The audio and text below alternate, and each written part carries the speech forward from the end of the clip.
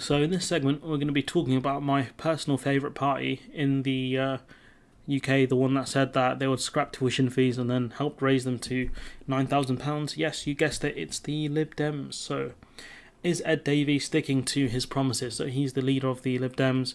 He has been so since Jo Swinson lost her seat in Scotland. Very embarrassing. Why they decided it was a good idea to have someone in such a marginal seat be an MP, I don't know. Oh, sorry, be their leader, I don't know. But yeah, Joe got no wins, son. Anyways, before I ramble on about my dislike of the Lib Dems, let's actually talk about what I intended to talk about, which is the Lib Dems have had a tumultuous decade from going from the coalition to being decimated. Poor election results in 2019 saw the exit of their leader Joe No-Win son. But with the Lib Dem Party conference beginning, we're going to be looking at the Lib Dems in terms of where they are now on Brexit and other key policies. That's the whole point of the video, which I've taken too long to get to. So, back in December 2019, the party set out its key priorities. So, stopping Brexit, arguing it would release money to be spent on public services over the next 5 years, investing £20 billion a year for 5 years to tackle climate change, introducing a 1p rise in income tax, to invest in health and social care, allowing the NHS budget to be increased by 26 billion. I would say you could do maybe 1 pence extra per tax bracket. That might make more sense, but okay. Recruiting 20,000 more teachers and increase school funding by 10.6 billion a year by 2024-25. So these are good policies. These are policies that I actually like. But when you went to power, you didn't implement these kind of policies back in 2010, did you? You can tell I'm still very annoyed about something that happened over 5 years ago. It's impossible to judge the party's progress on policies when they don't hold power in Parliament. And that's what helps parties like the Lib Dems, where they can promise a lot, but because they'll never go into power, they're fine, relatively speaking. But it's possible to look at the pledges if they have remained in Saad's focus and if he has kept to his own promises from his leadership bid. So that's a good point from the BBC. How much does Ed Davies actually bring this stuff up in the House of Commons, for example, which is what the BBC analysis looks at, which is pretty good. It's good stuff here from the BBC. So in an interview outlined with the BBC during the contest against Layla Moran last year, the now leader outlined his plan. The economy would be his number one priority. He would not be seeking to rejoin the EU, which is bizarre, but he would be fighting for green jobs. He would also back a UBI, Universal Basic Income, shouts out Andrew Yang, and he also promised to call for extra funding for schools to help them reopen safely from the pandemic, which is, again, a good policy. As you can see, the main pledge Ed Davey moved away from was stop Brexit, which is true. Yes, the deed has already been done, but in the interview he made clear the party would not be calling back for a return to the EU in the immediate future. Now, I think this is a major blunder from the Lib Dems. I think there's a massive gap opening for the Lib Dems in the south to take those kind of Remainer voters and the ones that have been kind of slighted by Brexit to say, we're the party, we're going to rejoin the EU, we're going to fix the mess the Tories have made with regards to Brexit, and we're going to do our best to rejoin the single market and the customs union, fix our exports, get the EU back as an export market, and build back better, or whatever else the Tories promised to do, but actually do them. So I think this is a big blunder from the Lib Dems here, because they are still scared to talk about Brexit. But talking about changing the Brexit deal would be the smart thing to do. When it comes to his own policies, it's clear the theme of climate change has remained central. So Ed Davey's first contribution since becoming leader, he said the Lib Dems would argue for the radical climate change policies advocated by Joe No-Win's son, and he regularly brought the topic up in debates since then. But it's also fair to say the economy is top of his agenda. Looking at those common speeches, he's raised the issue concerning jobs, businesses and the self-employed more than any other since taking the reins, coupled with talks for green jobs as he pledged, where this is where the opening is for the Lib Dems. Talk about Brexit, talk about jobs and, infrastructure and spending. You could also, if they wanted to play dirty politics, they could say, look, the south is being neglected by the Tories, all that money is flowing north, and we want to keep some of that money for investment in the south. Scrap HS2, or no, actually they want to keep HS2 nationally, but they believe a lot in NIMBYism, which is weird. Like, we want HS2 but not here, and not over there, but nationally. It don't make sense.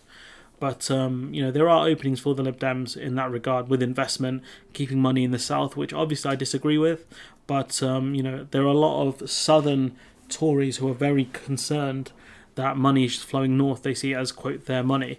Also, the fact that the petrol crisis has hit the southeast very badly is another thing that would be concerning them, and obviously the food shortages would be concerning some of the people in the south, even if they are more wealthy, because they're going to notice food prices go up.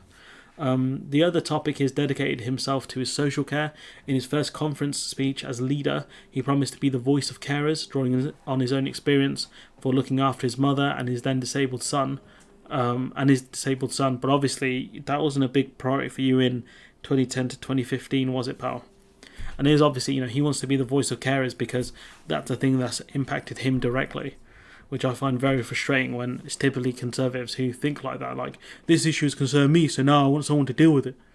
But yeah, he's made numerous pleas to government from the opposition benches, campaigning to improve conditions for workers and get support for unpaid carers for who help loved ones, which again, something he could have pushed for in government when he was there. He only had 5 years to do it though. However, these are areas he promised to push but appears to have faltered, so evidently he doesn't care that much.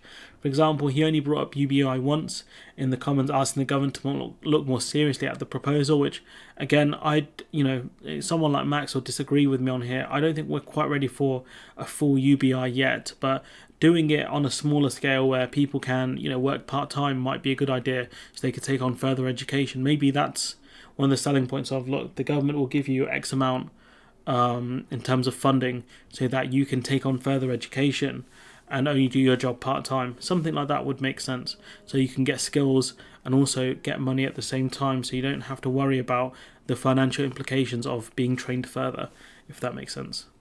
And there are only 2 mentions we can find where he asked for more funding for schools, because he really doesn't care. I mean, he would have been an integral part of the cuts to schools during the coalition government. Let's not forget that.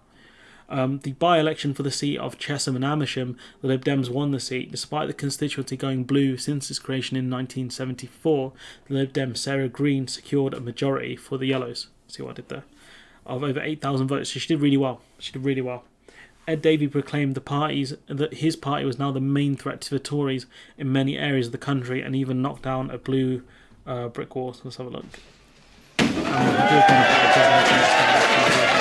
I would have given it a kick as well. But the point being is that this is the Lib Dems' big chance here. They can really try and jack support from Southern Remainers and other groups to say this Conservative Party are not the Conservative Party of David Cameron.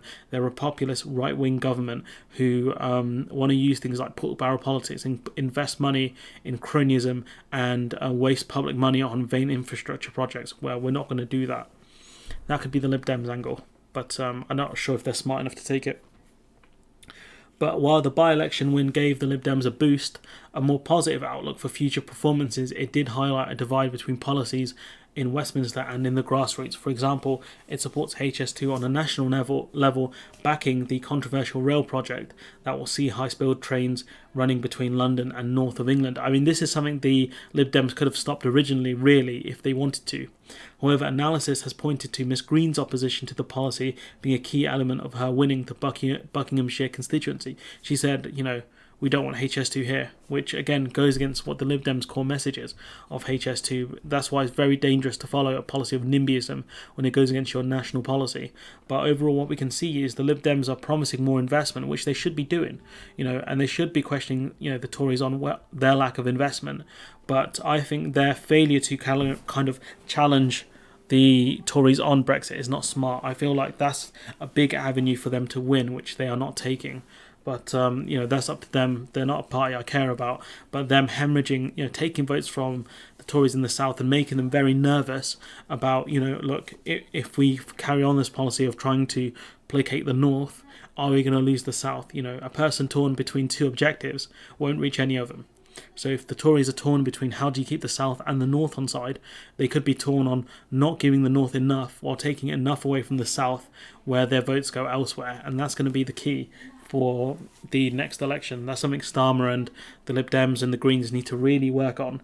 But I'm not sure how smart any of the leaders are of these parties. Apart from the Greens, I like the Green leader. I can't remember her name, but Caroline Lucas. I think her name's Caroline Lucas. I actually quite like her. But the other two dudes I'm not a fan of. Anyways, I'm going to leave it there. Let me know what you think in the comments below. Like, comment, share, subscribe. Support on Patreon if you can. And hopefully I'll see you in the next one.